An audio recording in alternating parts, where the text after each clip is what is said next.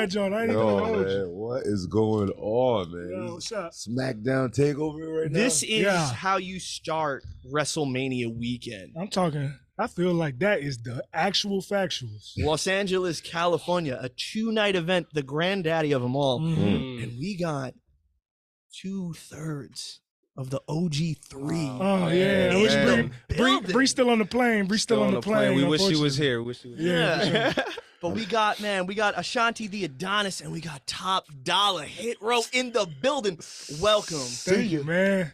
We in here, and you're a legend, so I want to leave it there. I'm all right, you know what I'm saying? But okay, we might have a little beef though. For real. Oh, where? What's going on? I did see when you picked the wrong side of the line in the sand. Oh my God.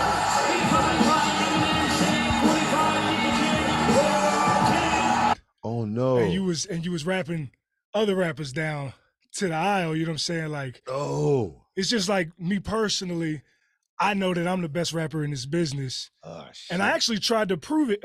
Emilio. This is fact. Wale Mania. Yeah. Uh-oh. Did I or did I not Here we go. offer a rap battle Yes. to a specific wrestler from another company? Yes. Yes, you did. No, it's not And who were I think they it is. interested in the rap? Were they interested in coming to Wale Mania? They were interested Until what? Until the rap battle was proposed. Oh, until the rap Oh, battle was no. proposed. And then how many people did you reach out to try to get this done? A few. Okay. So Respectfully, of course. I'm the best rapper in this business. So I'll say that loud and proud. Can we say their names? It's That's your what show. I was man. thinking. show. That's what I was thinking. I don't Say know. their It's your names. show. Snitch, man. Let's be 6ix9ine. Say it. When you say the names, then I know these guys live in LA. Let's get them They out do here. live in LA. They do. I know that too. I think everybody knows That's what why I we're thought it talking would be about. easy. well, I think so. If what you need to, I think, explain is that you heard your name referenced I did. on television. Yeah, I've heard, and I let it sit for a long time. From the competition. I did. And I remember getting a sea of angry text messages just because you wanted to blow off some steam. Mm-hmm.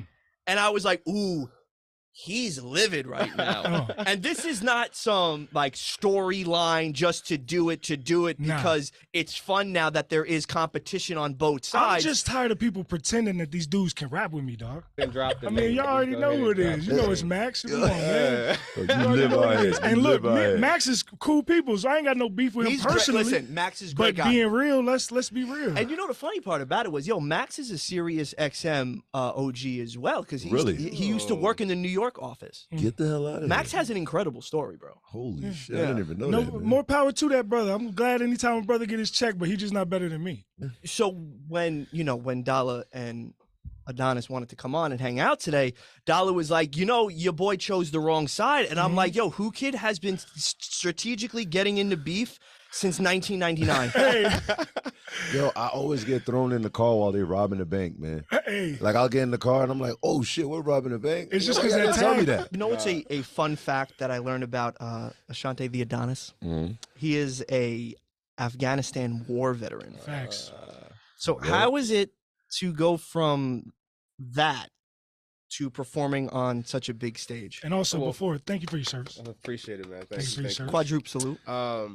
Well, I can say, first of all, the Army was, I say, the foundation of my life.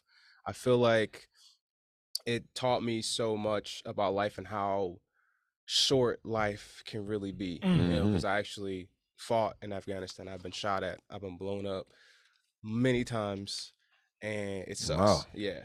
It's horrible. It's probably it's definitely the worst experience I've ever had in my life, but also the most humbling experience, and in some ways the best experience. Like I said, the foundation of my life. So pretty much, like, I feel like after going through that, I feel like I can do anything. You know what I'm saying? Like, anything you put your mind to. I've already been through the worst stuff that you can go through. You know what I'm saying? Like, people don't really realize. You see it on the news and stuff like that, but people don't really realize. They don't show it. They don't show everything, right? Nah. We went out there. We performed for the troops out there. Yeah. I went with 50 Cent, but I didn't know how crazy it was. And I was telling myself, like, if we could perform here, then, I mean, there's like 3 places. I think it was there, Nigeria, in Kingston, Jamaica. If you could survive those markets, I don't give a fuck where I'm at. Like, it's like there's with my eyes closed. Different. But I didn't know that it was like it's the anxiety of just walking around. Like you could die any day out there. How did you do that? That's crazy. I mean, honestly, it's just like you just take it one day at a time. And I mean, I'm not gonna lie. There was like so much. Am I allowed to curse on this? Yeah, you fucking curse on this shit. But so much shit done happened. So much shit happened, and it happened a lot. Like I pretty much was thinking like I'm not even gonna make it back home. Like I started thinking that, and I started just like accepting that, you know, and like just it's just I can't even explain it. Like literally, like there was one day where my squad leader had switched me out of the mission right before they left. I was supposed to go.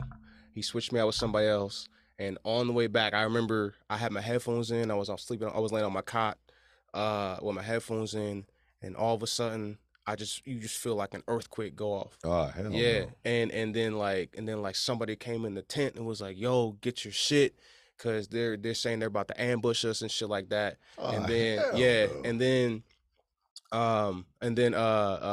so the actual like earthquake feeling was the group coming back that I was supposed to be in. They had actually hit an IED. Yeah, and it was a truck I was supposed to be in. Yeah, man. And it was the biggest IED that we experienced in that deployment. Usually when they hit our trucks, it's just like 50 pounds of explosives. This one, when they hit them, it was 250 pounds of explosives penetrated through the armor and everything. Yeah, because usually the trucks are designed to withstand the impact and stuff for the most part. But yeah, so it was just horrible, and sometimes I feel bad about it and whatnot, even though it's out of my control. Was there? You have the right to, though. Yeah, you have to. Yeah. Man. I mean, the randomness of like dying out there was crazy. They told us we might die before we got there. We went to Kuwait, and then we saw the dead bodies coming out because they had the soldiers are dying every day. They don't promote that either. Nope. But they were coming out. They took them out the other plane that we had to get on, and they put vests all over us. They put vests on my ass. They put a helmet on, and they were like, I was like, "What's going on?" They were like, "Yeah, random insurgents just shoot at the planes passing by." Yeah. Oh yeah. I was like, "What?" I'm looking at 50 Cent like, "Yo, what you got me doing, man? I hate you, man." Yeah, but what was worse though? You going over there or you beefing with Murder Inc.? Going over. Well, yeah, it's the same. You were getting shot. You get shot up regardless.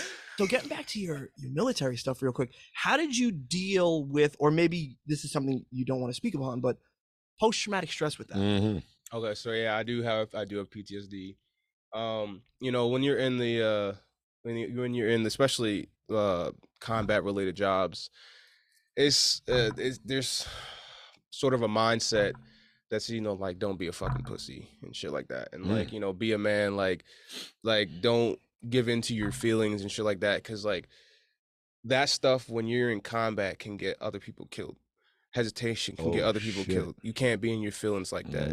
It's literally like I've seen guys get killed, and you gotta continue mission. So you desensitized. Charlie Mike, automatic desensitization. Yeah, it is, and honestly, like it's hard to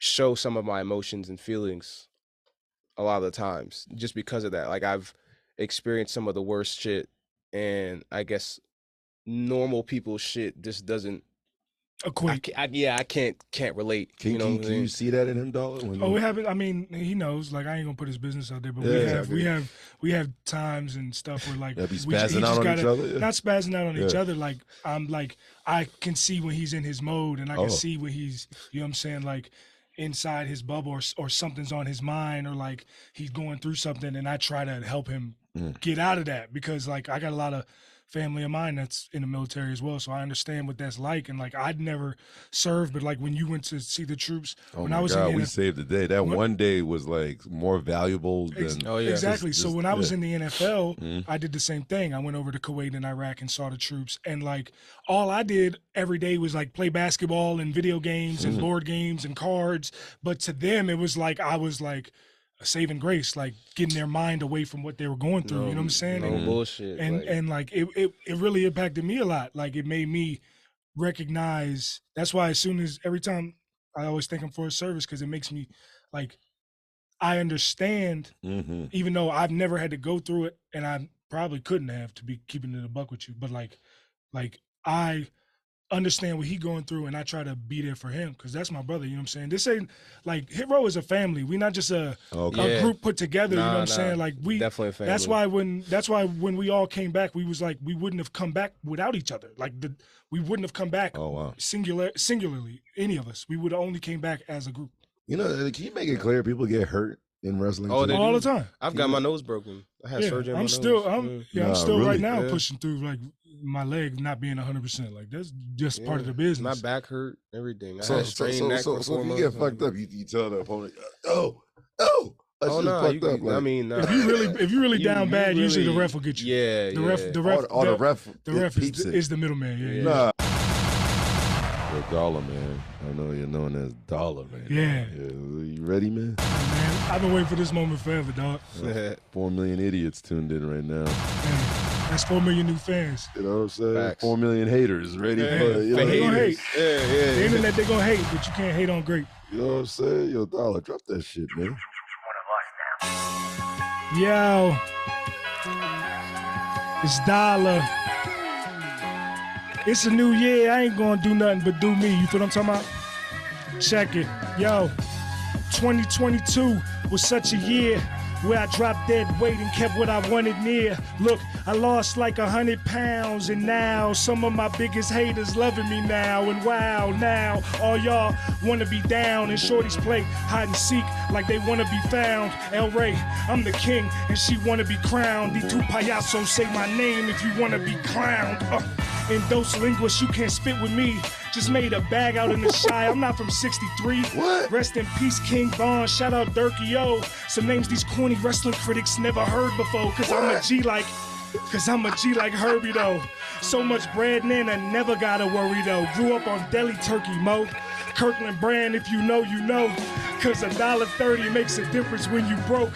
Maybe I'm just being real and the fake be hating. And yet I'm popping like the grease when you making bacon. I'm top dollar and my bank's a statement. When making statements, I don't look, man, they just take the payment. Flew out the country for a day just to surprise my men.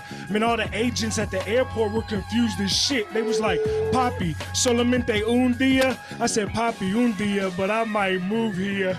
Bree got a sweet spot on the beach she resting. An international crib would be a sweet investment to get away from the know-it-alls that know it all. I mean, they really be shutting down stores when we go in malls. Hit row, hit row, hit row, all the fans be saying. The first lines I wrote were always in my parents' basement. I was 12, and that was 20 years ago. Just wish my moms was here to hear this though. Look, every night she would hear me flow and say some words that she ain't never hear before. That's how I knew I was special with this lyricism. Damn. Everybody that spits better, you can hear them listen. See how you didn't hear a thing? They say whatever on the web, but never near a ring. It's top dollar, the top shotter, spit hot lava, who's hotter, not nada. Stop playing with me, dog. Hey, any of you rappers that really think that you can come get this, come get this. Stop playing with me. Stop putting them other dudes in my lane, man. These dudes can't spit with me, dog. It's Dollar. For you, man. Whoo Kid just loves to throw just more gasoline on the fire, man. Yeah, on Shade 45 with Whoo Kid. Gave you bars. Bars. Stop playing with me. I can't even talk English right now.